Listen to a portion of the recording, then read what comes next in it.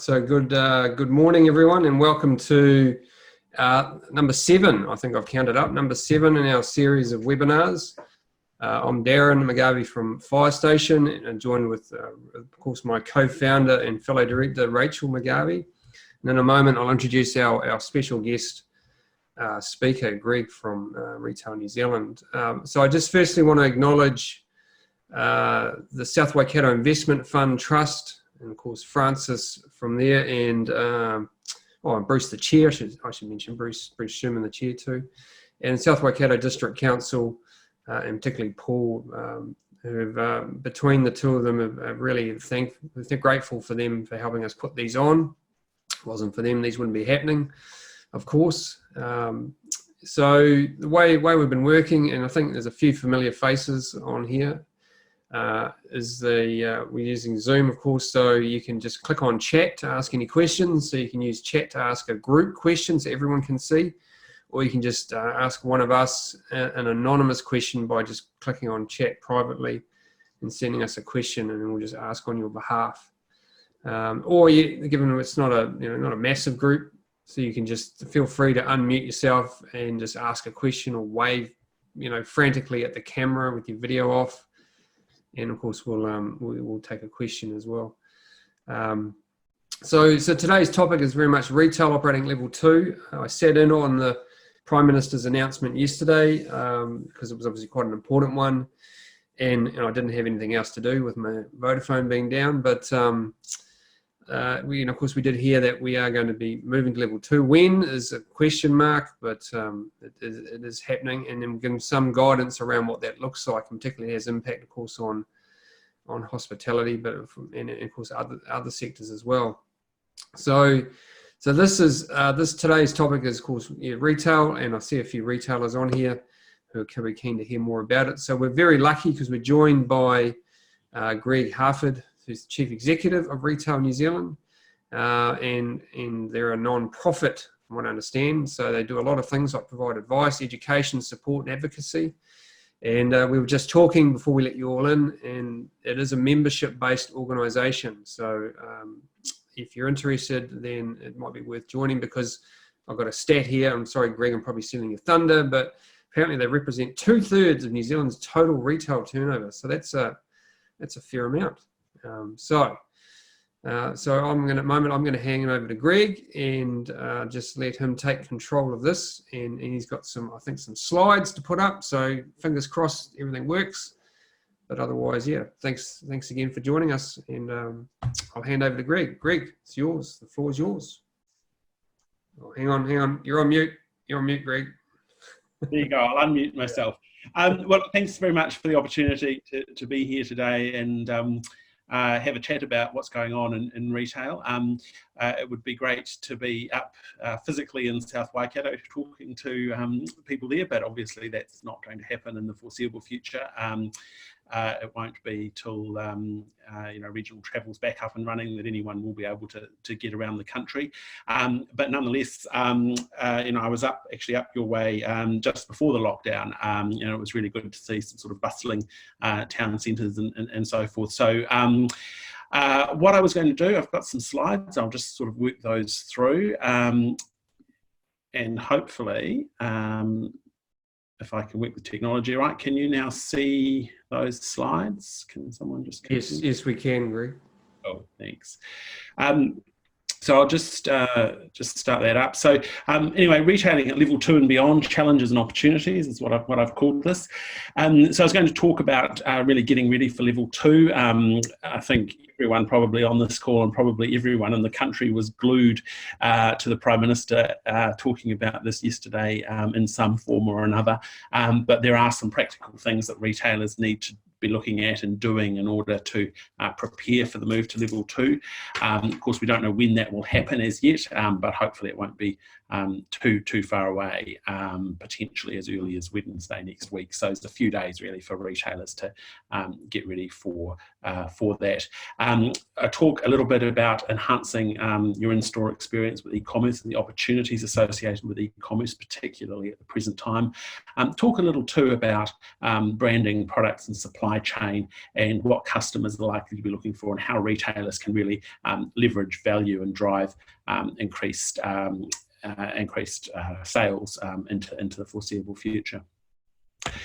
So who we are? Well, as you've just heard, we're a not-for-profit membership organisation. Our purpose ultimately is to help retailers succeed and strengthen NZ Inc.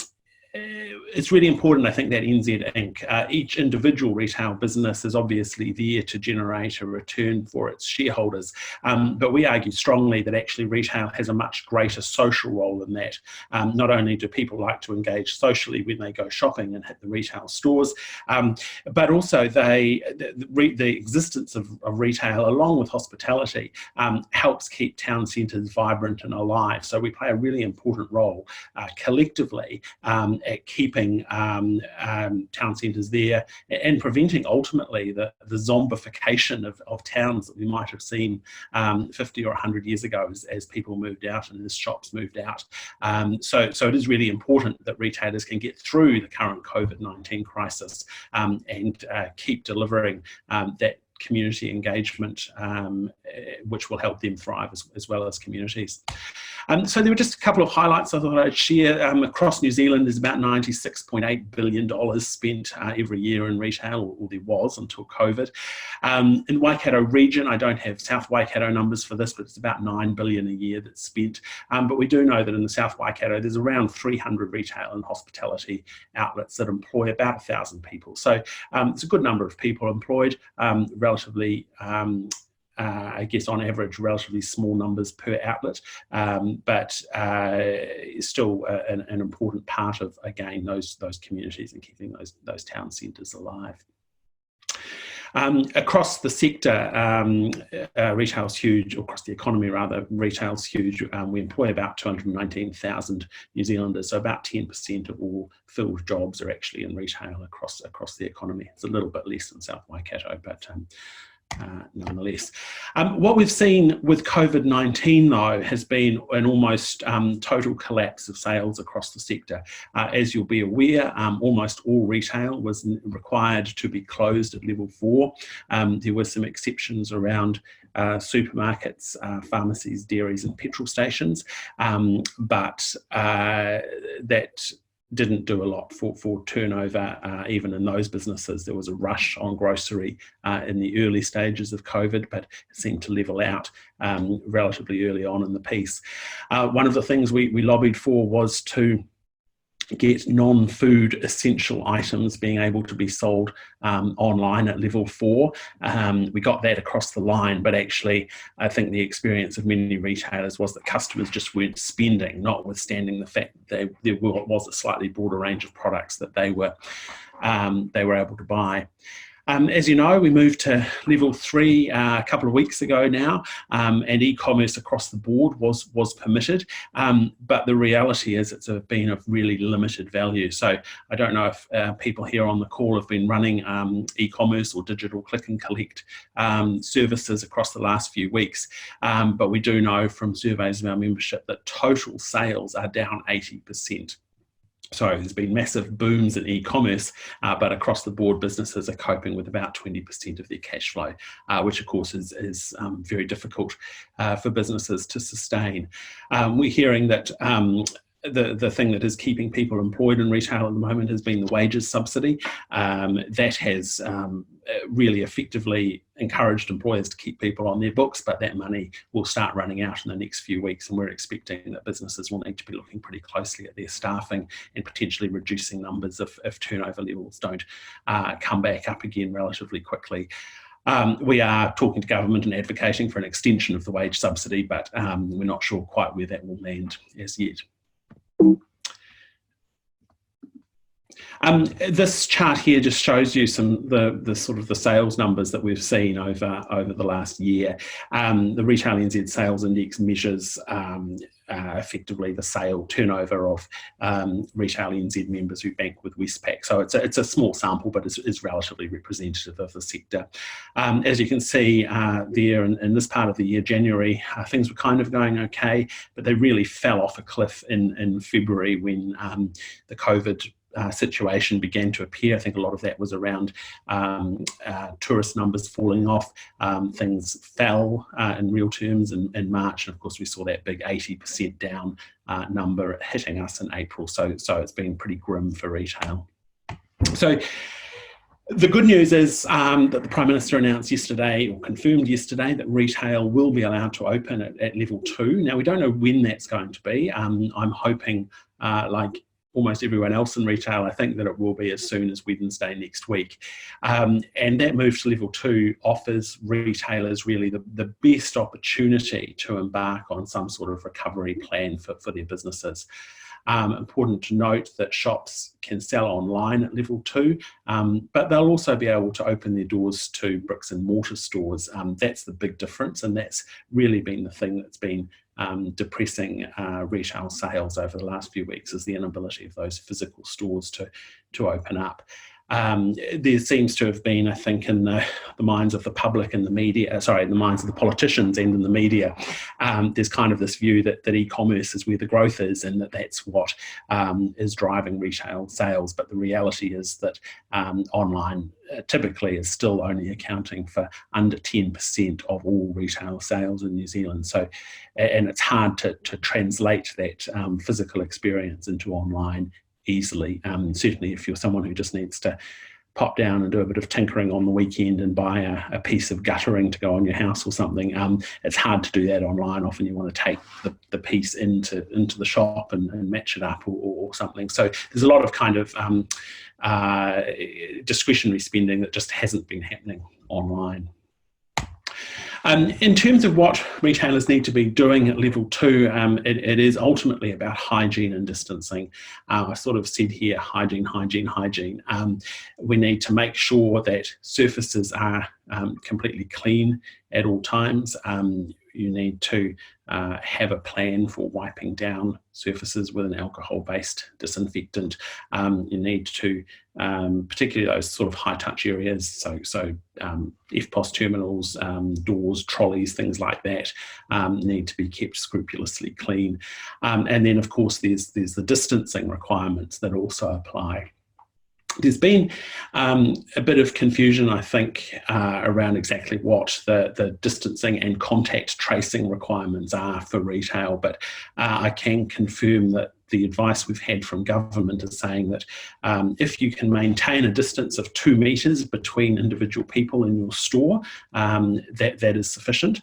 But if you need to go less than that, you need to maintain a 1 metre distance and keep records of who's in store for contact tracing purposes. I think my sense is most retailers will want to be focusing on that 2 metre criteria. They'll be wanting to manage customer numbers coming into store to keep people 2 metres distant from each other, because there's still really a lack of clarity around how to manage contact tracing, and it can be quite cumbersome, particularly if you've got a high throughput store with lots of customers coming through. So from a customer point of view, if you can maintain that 2 metre distance, you don't need to keep contact tracing records. But what you do need to do is keep records of staff and contractors, and including the times they work and who is working with whom for contact tracing purposes. So for small businesses, that will be relatively straightforward. For larger businesses, there may be different teams and different bubbles that you still need to create. So for general retail, it's pretty straightforward, actually, I think, and relatively good news. There are more stringent requirements for cafes and restaurants. You will have heard the Prime Minister talking yesterday about the need to have everyone seated, so you're not allowed to have people standing gathered around a bar, for example. People need to be seated at tables. People's tables need to be separated from each other, and you need to have a single waiter or waitress serving those tables.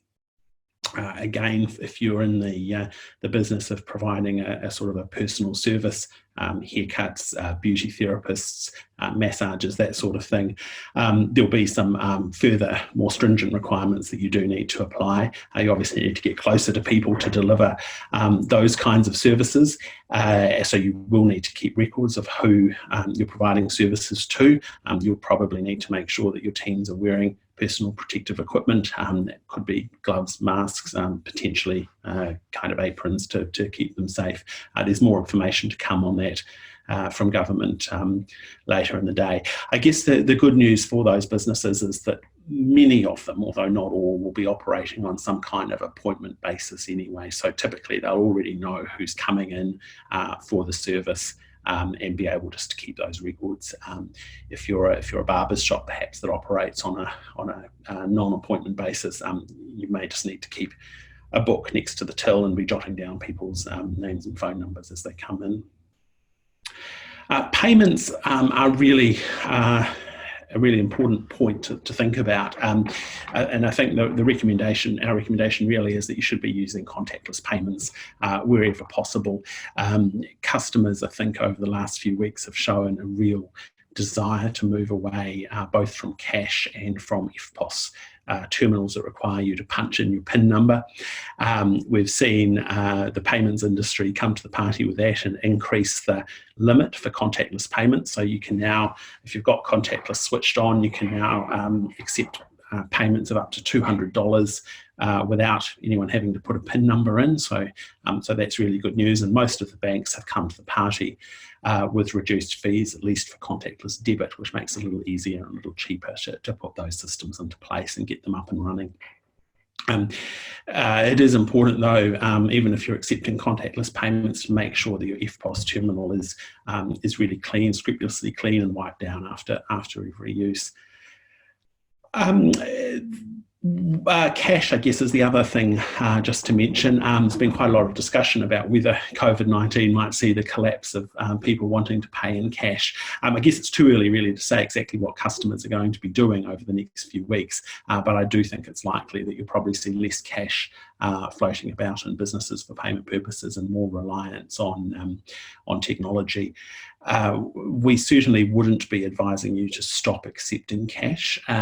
There are still quite large numbers of people in New Zealand who don't bank or don't pay electronically, and often people who don't use their banks in the way that many others do, and there's people perhaps who rely on cash for budgeting purposes. So if you were to stop accepting cash, you do potentially cut out part of your market. So definitely suggest that it's still important to keep cash available, keep cash payments available, but try and encourage people to use contactless. Gloves and masks are something that people often ask us about. It's not clear necessarily that gloves are an actual requirement at alert level 2, but there is, I think, some surety provided both to staff and customers about the availability of gloves. That people perceive that businesses are clean if they've got gloves in them, I'd certainly be advising you to be thinking pretty carefully about whether you should have those in place. Masks, there's no particular advice from government about whether they are required or useful. Again, I think you may find that there are some staff members who would prefer to be wearing a mask, and the question that retailers need to ask is, will that make people feel more comfortable in the workplace? The thing I probably didn't mention, of course, is hand sanitizer. So hand sanitizer has become like liquid gold almost, but it is increasingly becoming available back in the market. So it is there and available for businesses to get. I'd suggest it's a really good idea to have hand sanitizer available at your counters, at your doors, and be encouraging customers to use it as they enter and leave. And of course, for your staff, the recommendation is that there needs to be stringent hand washing requirements, so everyone's washing their hands frequently with hot soapy water for at least 20 seconds, and encouraging them to use hand sanitizer as well. Even if they're wearing gloves, unless those gloves are being replaced constantly, it's still a good idea to put the sanitizer over the gloves. In terms of keeping your people safe, you obviously want your employees to remain engaged through this process and make sure that they are safe. Everyone's got health and safety responsibilities. I think a key thing we'd be advising is document your plans, make it really clear what needs to happen and who's responsible for doing things like cleaning and so forth, and communicate that to your team. It's really important to keep everyone on the same page about what's going on in the business, and to make sure that they know what they need to do and what to do if they've got any questions. You may well find that there are some staff who remain unwilling and unable to work at alert level 2, people who perhaps haven't got ready access to childcare, perhaps people who are vulnerable workers, older people or people with underlying health conditions who are still very nervous about getting out into the broader social environment. We'd be advising really that you just try and be as flexible as possible with those people to keep them engaged and let them use annual leave, etc., if that's feasible. Otherwise, you need to be looking at other ways of managing those situations. Finally, I've just got record keeping on that slide. It is really important just to keep records of who's working where and when, so that if there are any contact tracing issues that come up, you're able to make sure that you know who was there from your staff point of view. So what's going to happen in the market, of course, is the big question that all retailers are asking themselves. So our sense at Retail NZ is that there's a bit of pent-up demand out there at the moment, and that will boost short-term sales in store when stores are allowed to open. But I think that will be slightly short-lived. I think in the medium term, there's going to be a bit of a depressed consumer market. There's going to be nervousness about whether it's safe to go out and go shopping, particularly into sort of shopping malls and high street environments where there haven't necessarily been the same controls over the last few weeks as we've seen in supermarkets and so forth. And of course, there'll be issues with customer incomes. So household incomes in many cases are being restricted or cut back as a result of the COVID-19 crisis. We don't really have a good picture of what that's looking like across the economy, but that is going to have an effect on retail, particularly discretionary retail. It may well be that people are continuing to trade down their brands. They'll be looking for cheaper goods rather than high well-known quality brands. They may well also be looking to do a little more themselves. So you might see that there's a little less eating out, for example, and a little more eating at home based on food that's been purchased. But I think, in the long run, customers will definitely be back, particularly as the sort of domestic tourist market moves up a notch. If we're allowed to move around the country again, you will have people travelling, wanting to stop in local shops and so forth, and your local customers will be back in the market as well. Question is, how long is that trough going to take, and how long is it going to take us to get out of it? I do think it's going to take quite a while, and we're going to be looking at a pretty depressed market for some months, but customers are there and they will come back. One of the great positives, of course, of a physical store is that it creates a social experience that you can't replicate online. So we do see, we've always seen for a long time, shopping has become a family pastime. It's something that people like to get out and do together with friends and family. They might go and get a meal out and then sort of go and try on some clothes or pop down to the local bookshop or whatever, and you can't replicate that online. So I think that will continue. It's just that it is going to be a little bit depressed as customers are still nervous about getting out and about. So in summary, really, we'd be suggesting that businesses should plan on in-store sales being down and online sales being up. And online sales could be quite substantially up. So there is a huge opportunity, I think, in digital sales.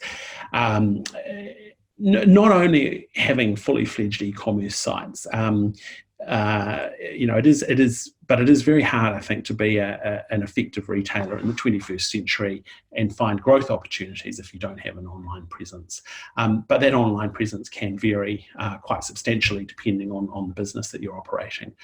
You can go everything from a fully fledged e-commerce site through simply to selling on social media. But it is really important to have that digital presence, even if it's just telling customers about the products that you've got in play, and asking them to call you for advice or support or sales if need be. I'd really be urging everyone to make sure that you are across the basics of a digital presence. Things like Google Maps and Apple Maps are really important. There's a business I am aware of down here in the lower half of the North Island, a bit north of Wellington, that is not on Google Maps. So when you're a customer, as I was recently, wanting to find them, and I couldn't remember the name of the business, so I couldn't find their phone number, I thought, oh, I'll Google Map them and find them, but they weren't there. So if you're invisible on Google, your customers won't find you, even if you don't necessarily have that fully fledged e-commerce website. Now, these graphs on the left here just show what's been happening to online sales growth over recent times. And I think these are 2018 numbers. They're certainly the last full year for which we've got statistics available. Now, what we saw was strong growth in online. Online sales grew by 16%, while bricks and mortar sales grew by just 2%. So, up until COVID, online sales have been growing at 8 times the rate of in-store sales. So there's been strong appetite from New Zealanders for online sales. They love online, and that's where the growth has been. Now, of course, over the last couple of weeks, customers haven't had a choice about where they've been going to shop. Physical stores have been required to be closed by government. And what we're recording across the sector, across the whole retail sector, is a 350% average increase in online sales. So it's been absolutely massive. Now, that sounds like a lot, but it is off a relatively small base, because only about 9% of total retail sales are online or have been online historically, but it's still a massive jump. And I'm also aware that that's an average number. And what we also see is that there are lots of businesses that have substantially more growth and have recorded substantially more growth than that.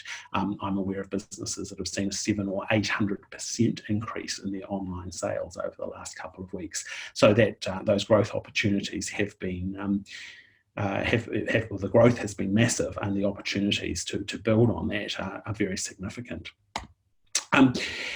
The question, of course, is how long is that peak going to continue, and will that be sustained at its current level? I think it probably will drop back quite a lot from those kind of growth numbers, but I think we have seen what's probably a systemic shift towards online from a consumer's point of view.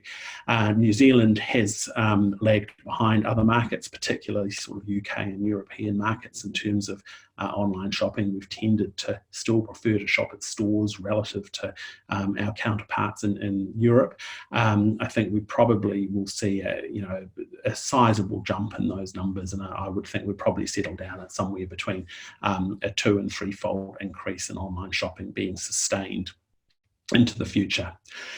Key point really is that customers like it online. They love the convenience. They like to be able to shop anywhere 24/7. They love the fact that they can shop on the bus, in the car if someone's driving them to work or school. They like to be able to sit at work and pretend to be working while they're actually shopping. Potentially even sitting on a webinar like this, there could well be people out there now doing a spot of shopping on the side. But that convenience is critical, and it's been a key contributor to the growth in online.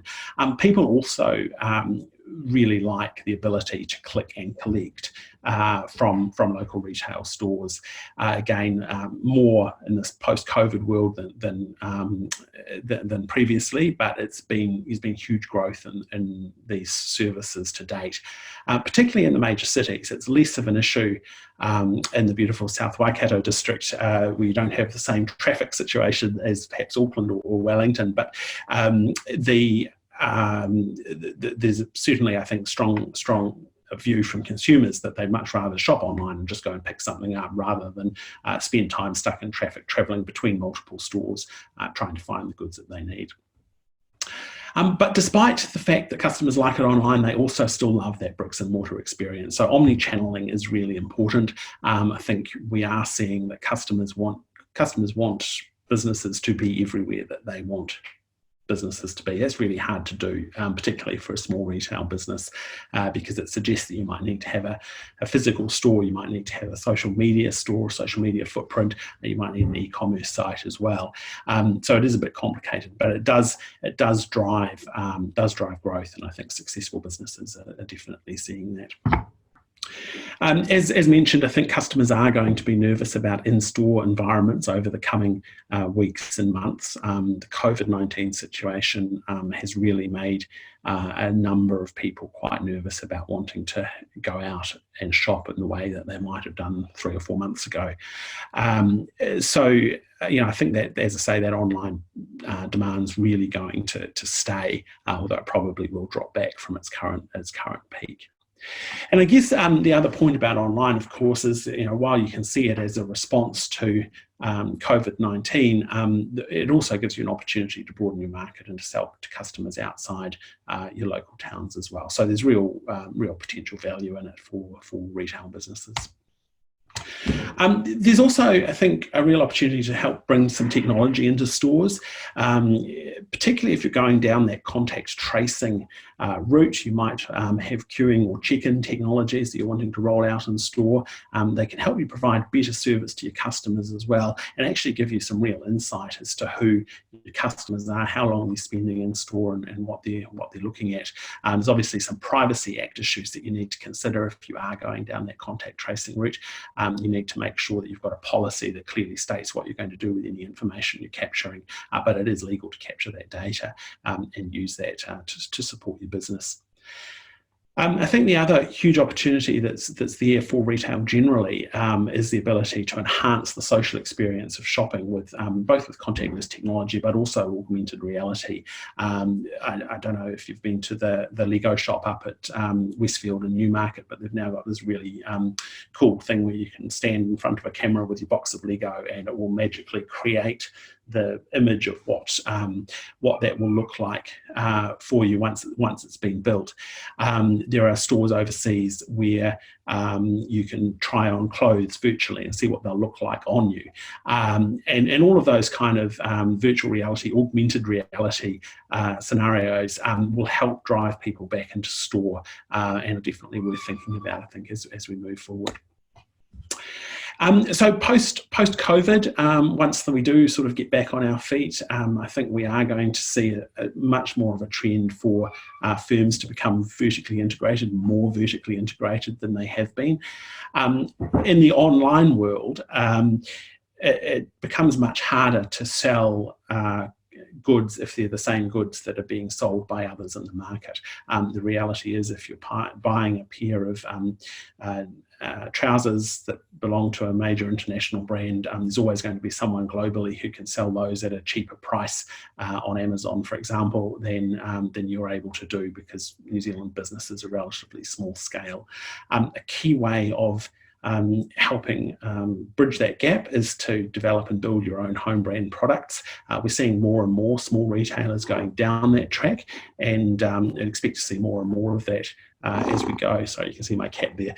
We'd expect to see more and more vertical integration as we go over the next month or years.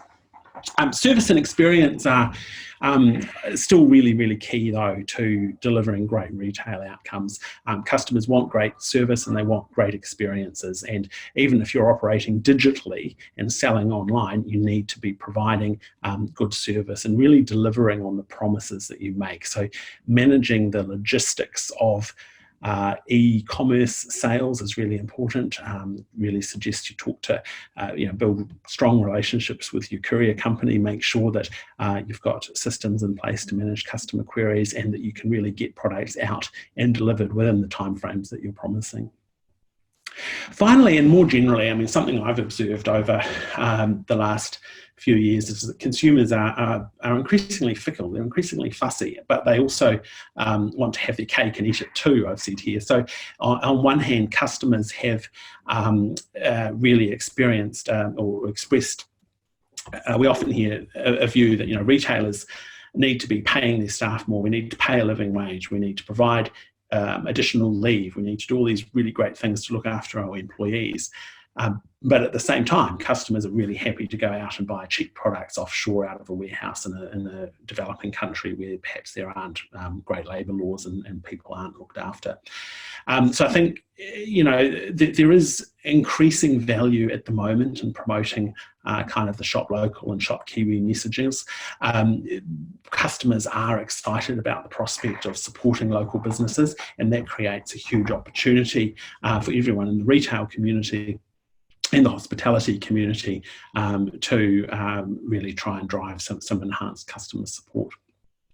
So that was really all I had to say for now, but very happy to take any questions or discussion. So there's a couple of questions here. Shall I just kick on with those? Yeah, that's fine. Go for it, Greg. So question was, do our members include big stores like Kmart, etc.? Yes, they do. So Retail NZ's membership ranges from most of the large retail chains right down to small to medium enterprises. We've got several thousand stores that we represent. So we've got a very broad membership base, and yes, I'm certainly happy to make slides and contact details available, so no problems with that. Do we recommend getting an app to trace customers?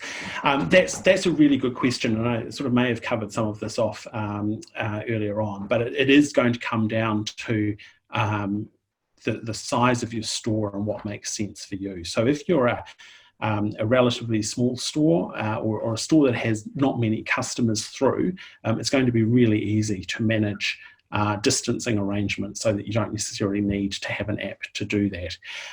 If you are a store with lots more people coming through, you need to think pretty carefully about how you can manage those distancing requirements. Can you keep people 2 meters apart? I certainly think generally it's a really simple approach to try and maintain distancing in the first instance. An app is certainly something you can implement, but it does come at a cost. So it's really just a cost-benefit analysis based on how many people you need to get in store and whether the use of that app will help make your business better. Can I just jump in there? There's quite a few free QR code apps available, and basically I was looking at one this morning for our own premise, and it's one that's created in the Bay plenty, but I've been told about 3 or 4 others. Basically you create your own login and you print out the QR code on your door, and anyone who is going into your premise just scans the QR code. If they haven't registered with that app, then they just fill in their name, email, phone number, and it's saved in the app. So anyone else who uses that app, they don't need to redo the information. But it could be a really easy way if you do think you need to do contact tracing for your retail stores, so you're not having to deal with those physical registers. Yeah, and I think if you do need to maintain if you are going down the contact tracing route, it's certainly preferable to do that electronically in a way that just makes sure you're complying with the Privacy Act. There will be some situations where it makes sense just to kind of keep a physical record, as I say, sort of barbers, hairdressers, that sort of thing. But equally, if you're a physical store where you've got people coming in and out all the time, and you want to go down that app-based or want to go down the contact tracing route, I certainly would be recommending some sort of app. One of the challenges is that we don't have guidance from government about exactly what is required in terms of that. But I think really the silence coming out of government I'm interpreting as retailers should use their best efforts to have an app that is recording the information they need, which is ultimately a way of contacting customers if there's a problem. A couple of other questions. What are our membership rates? Look, our membership subs are astonishingly good value for money, I have to say. They start at $405 a year, but we have monthly rates available as well. They do depend on turnover. www.retail.kiwi is our website if you want more information. And if you just flick me an email, I'd be really happy to come back to you and see what we can do. What do I think is going to be the biggest challenge coming out of lockdown? I think it's customer demand. It's the demand side of the equation. So we know that household incomes are stretched at the moment. Customers are less likely to be wanting to get out and spend money, and it's going to be really challenging to get customers spending in the way that we all want them to. I'm sort of hoping that there'll be some sort of economic stimulus package announced in the government that might in the budget next week that might help that, but ultimately it's going to be about really driving customers to spend and doing that in a way that doesn't undermine your margins, because retail, of course, is a low margin business at the best of times, and sales are a way of getting people in the door, but the more you discount, the bigger the hit on margins. Any other questions? There is, John just asked, is name and phone number enough for tracing? And maybe Greg has some more information on that, but everything I have read recently says that you need to collect 2 methods of communication. So that's what's coming out from like Restaurant New Zealand as well. So it's basically phone number and email address. I don't know whether Greg's heard anything different. No, I think that's right. You need to make sure you can get hold of people. So a couple of ways of doing that is a good idea. Further question here about clothing stores. What happens when you try clothes on? Again, that is a point that we're just working to get some clarity on, and hopefully we'll have something today. I think it certainly is going to be okay to try on clothing. There may be some specific things we need to do just to keep that clothing safe, but we've got some work going on that at the moment, and I hope we can have an answer later today. So check out our website tonight, and hopefully we'll be able to give you a proper answer. Greg, in hindsight, if you're a retailer, what is probably the biggest thing you think a retailer should have done differently, knowing what we know now about this and the fact that we're going to have potentially waves across the globe? This is not going away anytime soon. Yeah. I think that the biggest thing that many retailers could have done a little bit differently would have been to work a bit quicker to sort out their e-commerce solution. The way, in an environment where stores have been locked down, as they have been now, or where customers are nervous about getting out and shopping, it's really important to have that digital availability in order to connect with your customers and be able to sell. There are also, I guess, some issues around supply chain, and I think we've seen heavy reliance from New Zealand retailers on product coming out of China, and that's worked really well, but we have seen big disruptions in supply chain as we have over the last couple of months or so. We've seen delays in product, and we've seen product not arriving when retailers might have expected it to. So a bit more diversification and close attention to what's happening with product is sometimes important too. And it's probably tempting to even think about growing your inventory, given how much emphasis has been on turnover and things like that, and inventory levels, of course, so suck up cash. So that's going to potentially put even more pressure on a retail business, isn't it? Yeah, and it's going to be really difficult, particularly for fashion retailers, for example, who might have stocked up on autumn clothes and have found that actually they weren't able to sell those over the last couple of months, and now here we are in winter, so there's a whole lot of stock that's going to need to be either discounted to clear or held on to. So there's some challenges there. I've got one other comment. If we're sort of coming to the end, that's that omni-channel thing. I actually had a role at BNZ for a couple of years, and one of the parts of that was the strategic component about how people use different channels. So, I mean, it's just really a fancy way of saying, as you know, you've already outlined, Greg, that, you know, that we need different ways. Think about all the different ways people are going to be talking to us and buying from us. But the biggest point and the biggest challenge I remember having, and in fact, this is probably in any business, is consistency of experience. You know, if you're using a combination of Facebook, email, phone, text, in-store, and probably other methods to interact and you know, sell to customers, it's got to be a consistent, I mean, obviously quality experience across those. And even from a marketing perspective, I think Rachel talks a lot about the need to make sure you market consistently across those different channels as well. Is that fair, Rach? Yeah, definitely. And I've just got to reiterate what Greg said, the importance of having an online presence in today's environment, even before COVID, was massive. Even if people aren't buying online, they're doing their research online. 80 to 90% of purchase decisions start with an online search. So if you haven't already got your online presence sorted, make it a priority, because it's something you are going to need going forward more now than ever before. Cool. Are there any other questions, comments? All right, well, I think perhaps we'll wrap it up. So thanks very much, Greg. That was great, very comprehensive. Greg, can you just email me a copy of your PowerPoint presentation so I can include it as a link for the people that joined? That'd be awesome. Thank you. Yeah.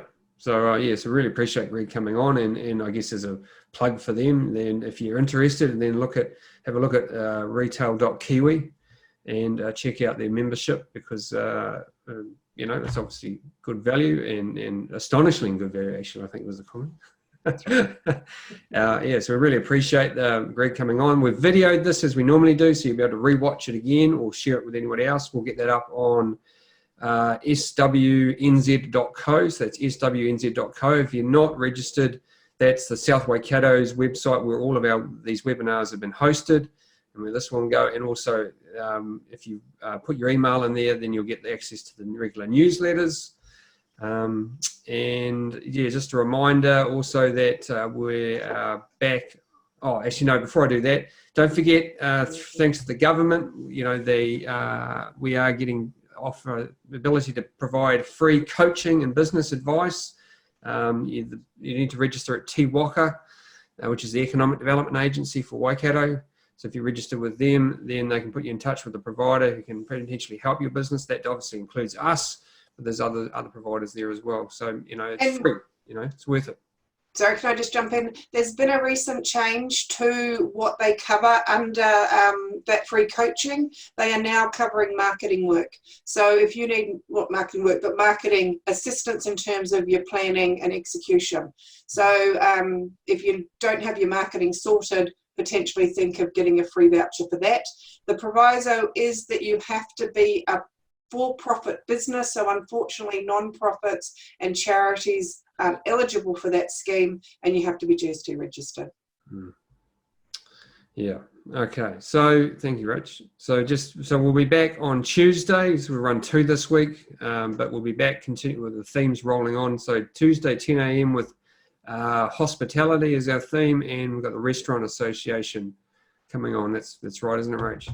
Yes. Now, that webinar is being run a little bit differently. It is being run by Restaurant New Zealand, so you have to register for that webinar on their website. If you click through on the Facebook event or on the link for the email, if you signed up for the emails, that link will be in those comms channels. So if you're unsure, just email me grow@thefirestation.nz and I will send you the correct link to register for that webinar. Yeah, we'll just reach out on Facebook. Cool. All right, well, we'll let you all go. So thanks. Hang on, John Miles, phrase of the day, cat zooming. Oh, yes, very good, John. Yes. Yeah, don't lock your animal in the room with you if you can. All right, so thanks again. It's Much appreciated, Greg, and we'll see you all hopefully next Tuesday or on a future webinar. And that's us from South Waikato. Cheers.